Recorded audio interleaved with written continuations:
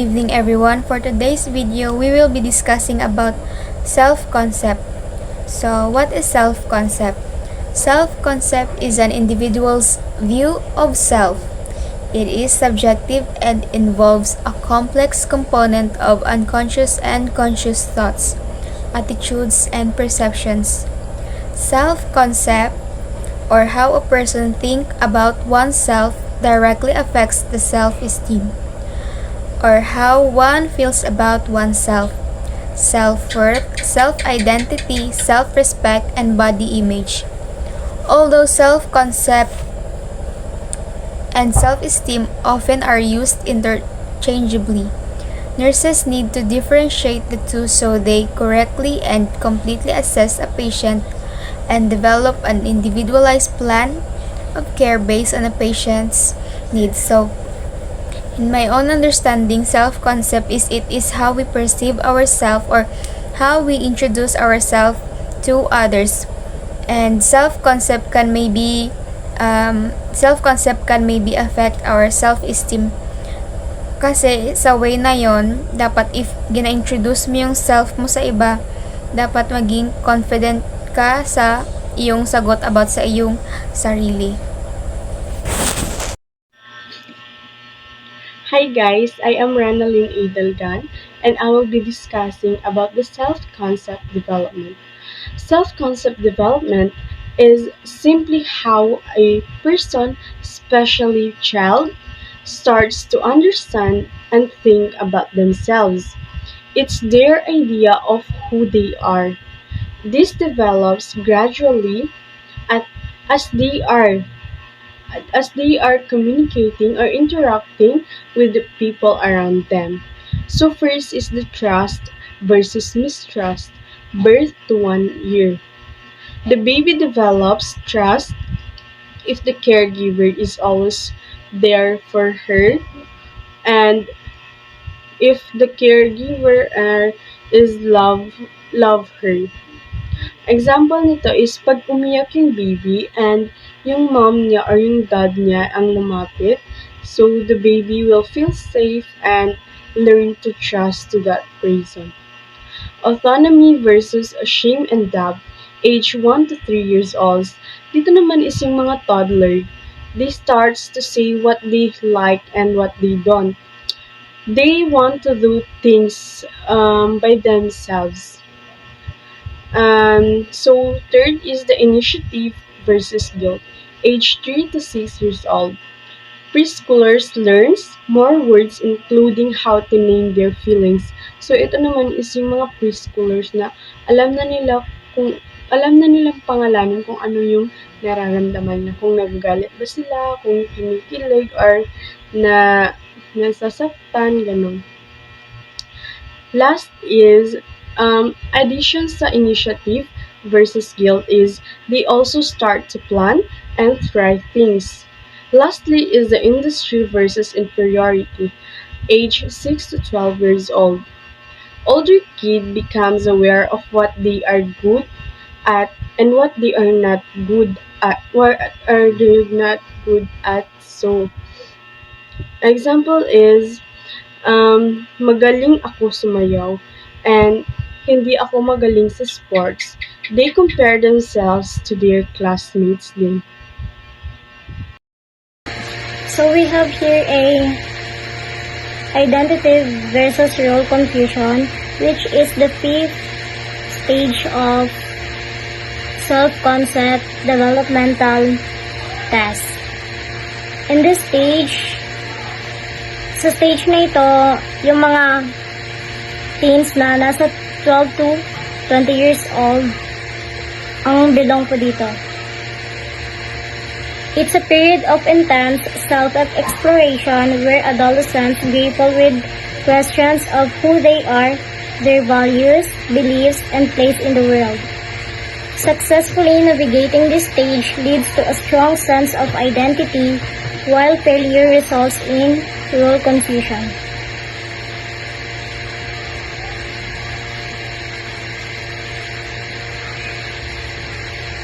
Successful resolution of identity achievement. When adolescents successfully navigate this stage, they develop a strong sense of self by exploring various possibilities, commitment, strong sense of self, and autonomy. Unsuccessful resolution, which is the role confusion. Uncertainty about the future, weak sense of self, difficulty making decisions, social isolation, identity foreclosure, negative identity, and moratorium. Sa stage na ito, yung mga teens na nasa 12 to 20 years old, kailangan pa nila yung guide ng kanilang parents or family. They need the support and guidance of their parents, educators, and mental health professionals can play a vital role in supporting adolescents during this crucial developmental period, providing a safe and supportive environment, encouraging exploration, and offering guidance can significantly impact their ability to successfully navigate this stage and develop a strong sense of self. So the next is the intimacy versus isolation. In this stage,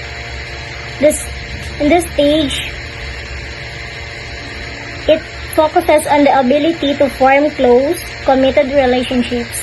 It builds directly upon the successful resolution of the previous identity versus role confusion stage. In this stage, nasa 20s to 40s age po sila. Nasa 20s and 40s. So the fifth stage and self-concept developmental task is the identity versus role confusion. Ages 12 to 20 years old. In this stage, it's a period of intense self-exploration where adolescents grapple with questions of who they are, their values, beliefs, and place in the world. Successfully navigating this stage leads to a strong sense of identity, while failure results in role confusion. In this stage, the support and guidance of their parents, educator, and mental health professional can play a vital role in supporting adolescents during this crucial developmental period, providing a safe and supportive environment, encouraging exploration, and offering guidance can significantly impact their ability to successfully navigate this stage and develop a strong sense of self. So the next is intimacy versus isolation. Age 20s to 40 years old. This stage, it focuses on the ability to form close, committed relationships. It builds directly upon the successful resolution of the previous identity versus role confusion stage. Successfully navigating this stage leads to the virtue of love, while failure results in feeling of isolation.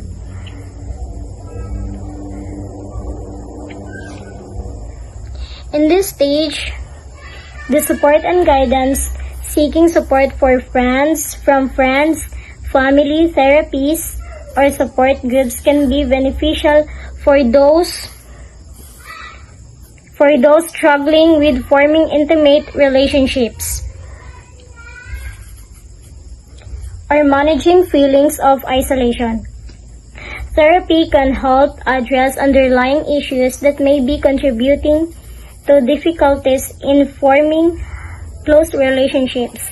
Building a strong support network and practicing healthy relationships skills are also important steps toward achieving intimacy. Component and interrelated terms of self-concept. So, identity. Identity involves the internal sense of individuality fullness and consistency of a person over time and in different situation.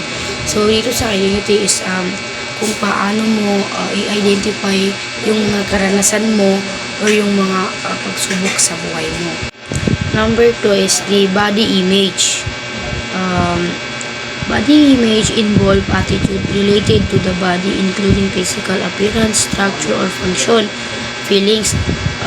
So, ito naman sa body image is all about the attitude or kung paano mo pakikitunguhan yung ibang tao or kung paano mo i-treat yung ibang tao or kung paano mo alagaan yung sarili mo. So, yun po ang body image. Number 3 is rule performance. Rule performance is the way in which individuals perceive their ability to carry out significant rules. So, ito sa rule performance is kung paano mo ipakita sa ibang tao yung kakayanan mo or kung ano yung mga kaya mong gawin. Yun po ang role performance. Number 4, the last number is self-esteem.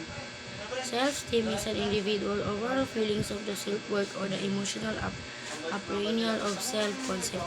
So, sa self-esteem is, ito yung all about your feelings or kung ano yung worth mo sa isang tao or kung paano yung worth ng isang tao sa iyo. Yun po ang self-esteem. Family effect on self-concept development. Malaki ang role ng pamilya sa pagbuo at pagpapadevelop ng self-concept ng isang tao. Sa pamilya, unang natutunan ng bata kung sino siya. Dito niya nade-develop yung basic sense of identity niya. Bukod pa dito, natutunan din ng bata ang mga norms o mga inaasahang paraan ng pag-iisip, pag-feel at pag-behave mula sa mga miyembro ng pamilya. Pero minsan, kahit mabuti ang intensyon ng mga magulang, nagkakaroon sila ng paraan ng pagpapalaki na hindi sinasadyang nade-develop na negative self-concept sa mga anak. Like pagiging sobrang critical o mataas ang expectation.